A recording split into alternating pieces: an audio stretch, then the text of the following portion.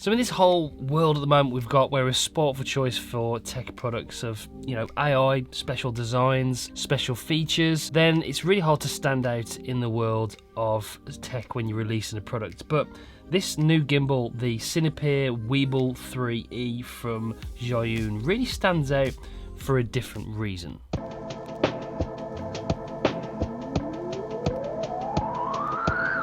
It hasn't got all the bells and whistles, it hasn't got buttons you don't know what they do, it's not hard to set up, it's quite small, compact and easy to use, it's just simple to use, and that reason alone is why I absolutely love this device. The reason you buy a gimbal is to get smooth, stabilised, creative shots with your mirrorless camera, and that's the only reason you'd buy one of these devices. This particular gimbal hasn't got any tracking features, for instance, it hasn't got a fill light, it hasn't got any of those bells and whistles like I've mentioned. It's only got a small 0.96 inch screen which isn't touch. You can just change a few of the features. The only thing you can really do is customise some of the buttons to do different commands. It doesn't do much else other than that, apart from the fact it has got a vertical mode where you can switch this mount off and turn the camera vertical for vertical video. That's its main feature really. But despite the lack of features, I really love this device because it's just simple, easy to use, and it does one job really, really well. Okay, so this is a perfect example of what I'm going to do. So I'm trying to kill two birds with one stone here. I'm going to do some B-roll with the gimbal, showing you sort of what footage you can get with it of this new electric bike, which I've got a film footage for anyway. So this is what I generally do. I've got it in lock mode. I've just found out when you've got the camera plugged in here, you can actually set these buttons to control different aspects of the camera. So I've got the scroll wheel on the back to actually control the ISO, so I can drop it down. It's quite sensitive, but I can use that to control the ISO. I'm going to leave it on auto just for this purpose of this video, and then shoot some video. Now what you do is hold down the record button half to focus as well. That's another cool feature actually of this gimbal, and then you just hard press it to actually press record. So we're recording now. I'm just going to get some nice shots. I'm holding the trigger button down to get the lock button down nice and smooth, so you can see that we're getting some nice smooth shots like this. I am moving quite steadily, but you can sort of do it a little bit more rugged if you want to. I'm going to move sideways like so. You can double press it to actually go to center again. I'm going to go for pan follow, so we're going to go down a little bit like so. Good. And yeah, you can drop it down low like that as well to get some really nice low shots if you want to, which is cool. So we can do that as well. I'm going to move around this one. I'll go back around to the lock, double tap. I've got the light on the front, which is cool, and then I'm going to just drop it down, double tap, drop it down a tad with the joystick, and then sort of just lock it like so. Wait for this person to go past. I'm going to press the lock and then just go side to side on this shot like that. It's a nice shot actually with the sun in the background, which is cool. We get some more close-up shots as well. So I can tilt it down with the joystick.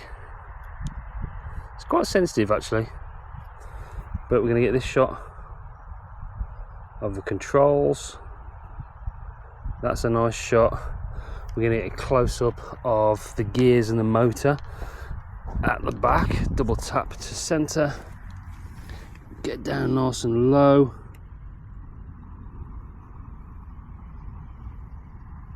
and just draw it back like that. So yeah, there's loads of things you can do. I love the design of this new bike, by the way. Joystick down.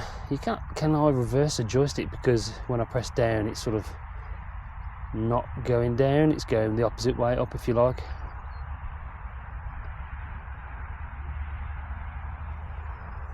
Yeah, that's cool. Do like a slowly walking shot towards it and backwards.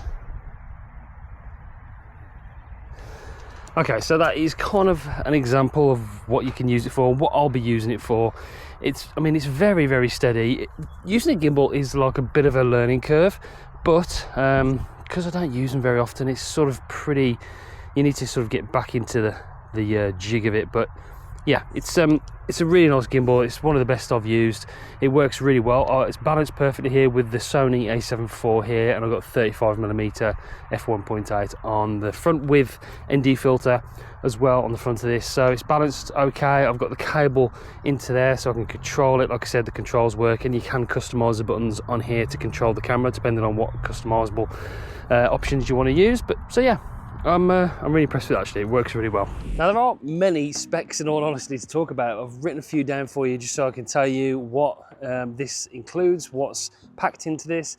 Like I said, it's very simple, but it's 990 grams, so it's under a kilogram. It feels light and sort of comfortable to use. The grip's nice and comfortable on this. It's got a 16-hour battery life, so the battery life is decent. It's going to last you all day, which is not overwhelming, but it's a good enough battery life to, you know, get a full day shoot out of this. It supposedly folds up to the size of an A4 piece of paper, and you know, I can attest to that. It comes in the box quite small, folded up nicely. Generally, you know, when you unfold these, you get them set up and everything, you got the camera on there balanced that you're going to be using most of the time. I'd just leave it unlocked like this. You can lock all the axes individually, which is nice. So when you're transporting this, you can just sort of lock them all and leave the camera on there and put it in the back of the car, and it's not going to go anywhere. That's how I like to use it anyway. It's got a Bluetooth shutter option as well as a cable shutter option as well. And the buttons are all customizable, like I've mentioned, in the menu, so you can change them and sort of customize them to your heart's content. Other than that, you know, sticking with the theme of this video, the gimbal's simple, but the pro algorithms is but the algorithm, I can't say algorithms, the pro algorithms, they say they've programmed the different modes, do seem to work very well. Like, it's very stable, very unique, like feeling, very precise. Everything just works very, very well. Once it's locked, it's locked. It doesn't really move around no matter which sort of way you point it.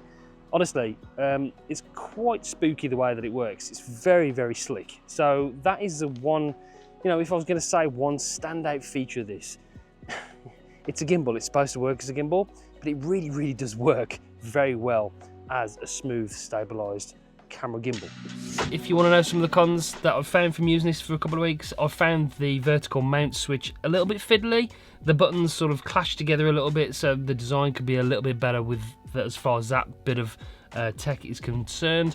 The app is very basic. Like I've mentioned, there's not even any sort of motion time lapse you can set, any waypoints or anything. It doesn't do much else apart from control the gimbal when connected to the device via Bluetooth. You know, that's it. There's no real other cons to this. It works well, it's simple, anybody will be able to use it, and that's kind of the point of it, I think. It's just a really good quality camera gimbal, and I really do fully recommend it if you're after something really simple to use with your camera. It's a great product. Okay, that's it for this one. If you want to grab one, there will be an affiliate link in the description down below, but this is not a sponsored video. And yeah, thanks for watching. Make sure you subscribe, press the bell so you don't miss any future uploads. If you like this video, you might like this one over here, and check out this playlist over there. That's it for this one. I'll see you on the next one. Bye, guys.